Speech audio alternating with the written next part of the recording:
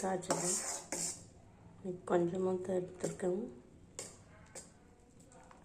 ஸ்டவ்வை வந்து வேகமாக வச்சுக்கலாம். வடிக்கிறதுக்கு இந்த மாதிரி ஒரு பாத்திரம்,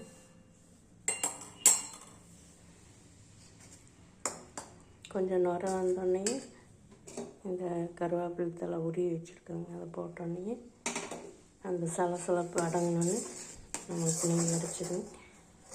ஸ்டவ் வேகமாக வச்சுருக்கணும், கை விடாமல் கிளறி வச்சுருக்கிறேன்.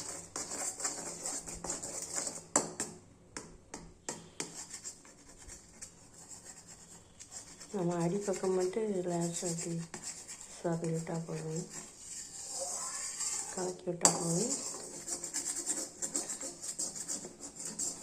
ஸ்டவ்வை வேகமாக தான் வச்சுருக்கிறேன், சீக்கிரம் ஆகிடும். நம்ம வந்து உடனே வடித்தோன்னா சில்வர் ஜல்லடை வடிச்சுக்கலாம். பிளாஸ்டிக் ஜல்லடை வடிக்கணும்னா நல்லா ஆறின பின்னாடி நம்ம நெய்யை வடிச்சுக்கலாம். நெய்யை வந்து வடிக்கவே வேண்டியதில்லை, அது தானாக அந்த கருவேப்பிலை தலையோடு சேர்ந்து நின்றுக்கு. கசடெல்லாம் சக்கை இப்போ வந்து நுர வந்துடுச்சு. இந்த டைமில் வந்து நம்ம கருவேப்பிலை தலை போட்டுக்கலாம். சவுண்டு வருது.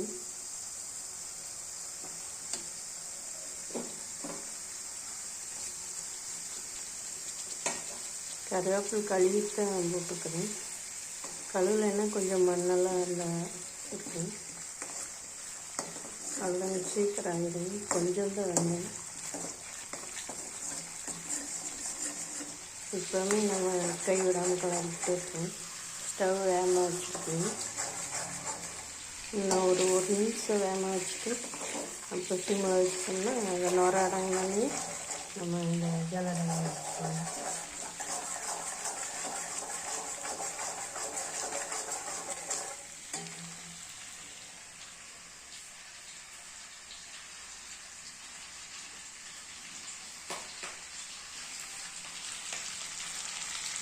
இப்போ வந்து சிம்மில் வச்சுக்கலாம்.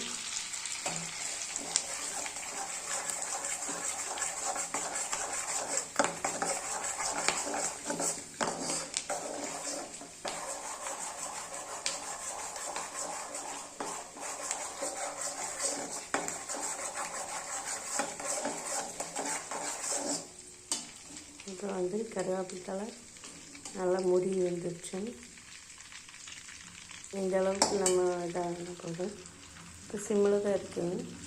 இந்த நுர அடங்கினோடனே நம்ம வடிச்சுக்கலாம்.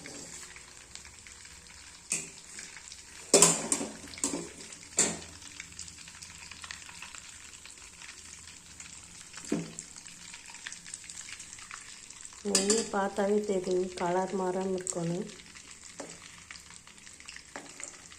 இப்போ வந்து நெய் காஞ்சிடுச்சு.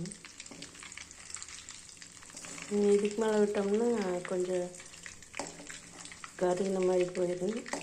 இப்போ வந்து நெய் வாசம் நல்லா வரும். இப்போ வந்து நம்ம வடிச்சுக்கலாம். ஸ்டவ் ஆஃப் பண்ணிக்கலாம்.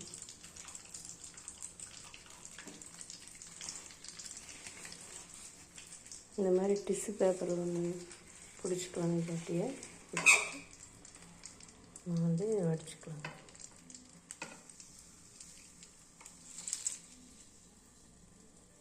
கருவேப்பிலை தலை உள்ளே விழுகிற மாதிரி இருக்குங்க. 1-2 விழுந்தாலும் பரவாயில்லைங்க. அந்த கசடு மட்டும் விழுகாமல் அப்படியே மெதுவாக ஊற்றினா முடிஞ்சிடும். அது கொஞ்சம் வேகமாக வச்சோம்னா உள்ளே வந்து அந்த கசடெல்லாம் கருவி.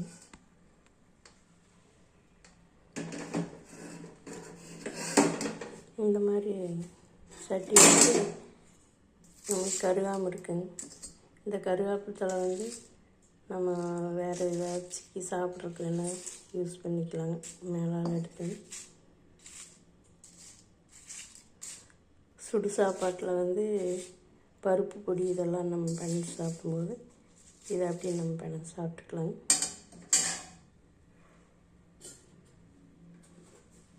இன்னைக்கு மோர் வந்து அடித்து வச்சுருக்குறேங்க. தனியாக தயிர் மட்டும் அடித்தோம்னா நம்மளுக்கு வெண்ணெய் வராதுங்க. இன்னும் கொஞ்சம் நேரம் கழித்து ஃப்ரீசரில் ஒரு 5 நிமிஷம் வச்சாங்க எடுத்து இனி அடுத்த தடவை அரைக்கிறப்போ நம்ம எடுத்து வச்சுக்கலாம். நம்மளுக்கு நெய் வந்து நெய் கிடச்சிருக்குங்க. அடியில் கொஞ்சம் அந்த கசடு விழுந்துருக்குது. வேணால் நம்ம வேறு பாத்திரத்துக்கு மாற்றிக்கலாங்க, இல்லாட்டி இப்படியே வச்சுக்கலாங்க. அது அடியில் ஒன்றும் செய்யாது. இன்றைக்கி வந்து இவ்வளோ நெய் கிடச்சிருக்கு. குளிர்காலமாக இருக்கிறதுனால தேவைஞ்சிருங்க. நம்ம சாப்பாட்டுக்குள்ளே ஊற்றும்போது வந்து கொஞ்சம் சூடு பண்ணிக்கலாங்க. அதனால் சில்வர் பாத்திரத்தில் ஊற்றிக்கலாங்க. கண்ணாடி பாட்டிலில் ஊற்றினா அடுப்பில் வச்சு சூடு பண்ண முடியாது. அவ்வளோதான், நெய் காய்ச்சி